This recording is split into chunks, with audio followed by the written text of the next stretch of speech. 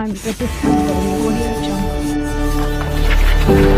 वैदिक दवाइयों को संसार तक पहुंचाने वाले के दूत आदरणीय श्री बालकृष्ण आचार्य जी का उद्बोधन।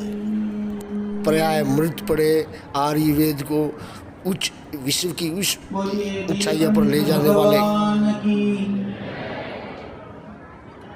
सत्य सनातन वैदिक धर्म की आज का यह पवित्र पावन मंगल अवसर पर जहां पर स्वयं भारतीय संस्कृति परंपरा और उसके जीवंत रूप श्रद्धेय मुरलीधर जी महाराज कथा पीठ पर कुछ देर के लिए कि सांस्कृतिक राष्ट्रवाद की भावना पुनः जागृत हुई। चाहे अयोध्या में भगवान राम का दिव्य और भव्य मंदिर बनना हो, जिसका लंबे कालखंड से पूरे देश के लोगों को, पूरे सनातन पर आस्था रखने वाले, भगवान राम पर आस्था रखने वाले लोगों को इसका इंतजार था। बहुत बड़ा आयोजन, हर वर्ष वो सब संतों के बापू भी गए, भाईसी भी गए, मुझे भी बुलाया पिछले साल। तो वहाँ के जो वहाँ आपके वहाँ देव डोली आती है, उदाहरण है। इसके लिए आप यहाँ बैठ करके सिर्फ कथा का श्रवण नहीं कर रहे हैं। कथा तो आपने कई बार सुने होंगे और सुनेंगे भी।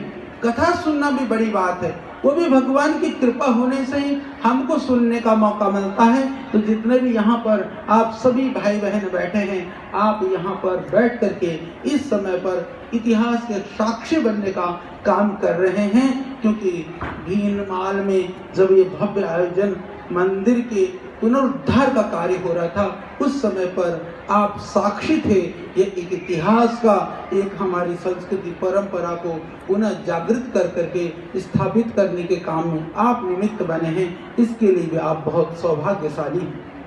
ये सौभाग्य सबको नहीं मिलता है, तो इसीलिए अपने सौभाग्य को हमेशा, परमात्मा तो हमारे ऊपर कृपा अहर्निश वर्षा रहे, उसको अनुभव करना, कभी भी भगवान से शिकायत नहीं। तो भगवान ने का भाव रखना, अपनी कृतज्ञता को व्यक्त करना।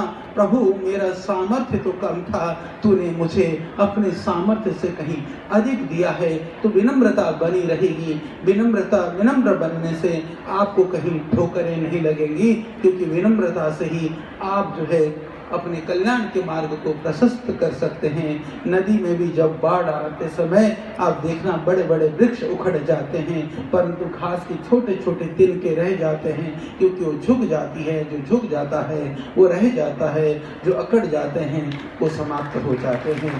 वो विनम्रता, मैंने सुना आते आते बोले यहाँ के लोग बहुत सरल हैं, विनम्र हैं, शीतल हैं। भगवान ने आपको विनम्रता दी है, सरलता दी है, शीतलता दी है।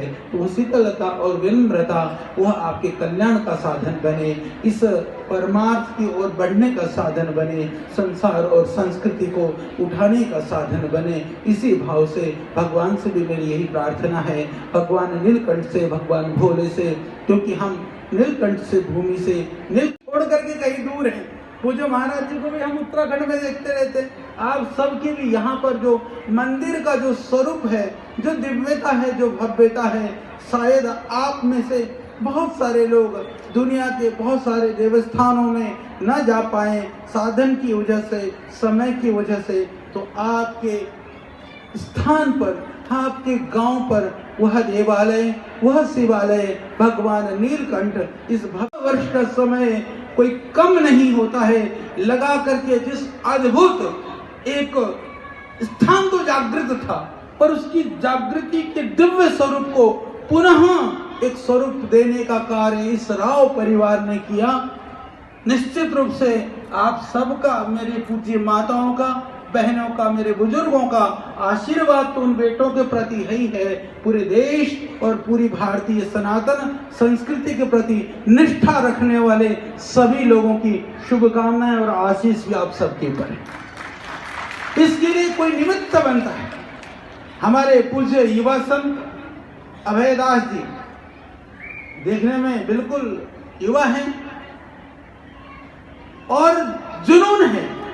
क्योंकि जो युवा की जो शक्ति होती है ना, यदि वो संस्कृति के लिए लगे, संस्कृति निष्ठ हो, तो वह सृजन करती है। वह शक्ति जब संस्कृति विमुख हो जाती है तो वो कहीं ना कहीं। हम अब माननीय मुख्यमंत्री जी पुष्कर धाम भी जाने वाले हैं, यानी कि हमारे माननीय श्री पुष्कर सिंह धामी जी पुष्कर के धाम में भी जाएंगे। इसलिए आपकी भावनाओं से तो हम एक हैं और आपके इस स्थान से भी एक हैं। मैं कहता हूँ आपके नाम से भी राजस्थान और उत्तराखंड एक है। तो आप सबको बहुत शुभकामनाएं। और आदरणीय राव मुफद्दल सिंह जी, देखिए एक पिता जब स्वप्न देखता है तो स्वप्नों को पूरा करने के लिए भगवान जब यशस्वी पुत्रों को लेता है, चाहे राव प्रेम सिंह जी हों, चाहे हमारे खुशवंत सिंह जी हों, चाहे हमारे जगत देव जी हों, उनकी जो भावना, उनकी सरलता और श्रद्धा को मैंने महसूस किया है कि किस तरह से उस पिता के स्वप्न को पूरा करने के लिए मां मंदिर में आती थी। उन्होंने, मां ने कहा कि यह तो बहुत जंगल सा है, इसको हजारों लोग इस स्थान को, इस जगह को जानते हैं। उस स्थान के प्रति लोगों की श्रद्धा और भावना, उसके ऐतिहासिक जो उसकी पहचान है, उसकी पहचान से पूरी दुनिया गुंजायमान हुई है। इसके लिए आप सब बधाई के पात्र हैं। ये आपकी भूमि, ये देवों की भूमि है। हमारे परम सम्माननीय आदरणीय हमारे मुख्यमंत्री जी देवभूमि के मुख्यमंत्री हैं, पर उनके अंदर देवत्व का वास करता है। वह संस्कृति परंपरा के लिए बहुत संवेदनशील रहते हैं। वही संवेदनशीलता उत्तराखंड से आपको खींच करके इतनी दूर, यानी नीलकंठ ऋषिकेश में है, नीलकंठ से लेकर के नीलकंठ तक की यात्रा इसीलिए माननीय मुख्यमंत्री जी ने की है क्योंकि उनके अंदर संस्कृति और परंपरा के प्रति निष्ठा है। और मैं सोच रहा था माननीय मुख्यमंत्री छोड़ करके कहीं दूर है, वो जो महाराज जी को भी हम उत्तराखंड में देखते रहते, आप सबके भी यहाँ पर जो मंदिर का जो स्वरूप है, जो दिव्यता है, जो भव्यता है, शायद आप में से बहुत सारे लोग दुनिया के बहुत सारे देवस्थानों में न जा पाए, साधन की वजह से, समय की वजह से। तो आपके स्थान पर, आपके गांव पर वह देवालय, वह शिवालय, भगवान नीलकंठ, इस भगवान हमें तारते हैं, भगवान हमें जन्म जन्मांतरों के लिए इस भवसागर से मुक्त करते हैं। तो वह साधन, वह दिव्य स्वरूप आज यहाँ पर आप सबको सहज रूप से उपलब्ध हो पाया है।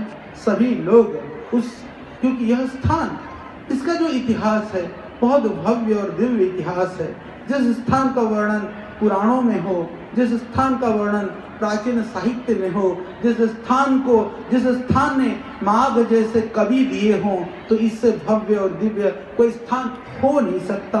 तो उस विस्मृति को पुनः वर्तमान करने का काम जिस राव परिवार ने किया, निश्चित रूप से वह समाज के लिए वो वंदनीय है, समाज के लिए एक अग्रणी भूमिका निभाने वाले हैं। तो उनका हम बहुत सम्मान करते हुए और आप सब से भी यही निवेदन करना कि आप सबका जो दर्शन का सौभाग्य मिला, पुनः आप सब प्रत्यक्ष और परोक्ष रूप से इस दैवीय कार्य के लिए निमित्त बने। आप सबको मैं नमन करता हूँ, वंदन करता हूँ। माननीय मुख्यमंत्री जी, ये आपकी भावनाओं के लिए तो यहाँ पर आए। राजस्थान कितना बड़ा है, देश कितना बड़ा है, कितने स्थानों में जाना होता है। तो इसीलिए क्योंकि आप प्रतिदिन अपने जीवन में कभी भी ऐसा कोई कार्य नहीं करना जो धर्म के विरुद्ध हो, जो हमें धर्म से विमुख करता हो। तो धर्म की शक्ति से हम इस लोक में और परलोक में भी हम आनंद से रह सकें। इन्हीं भावनाओं के साथ में आपको प्रणाम करते हुए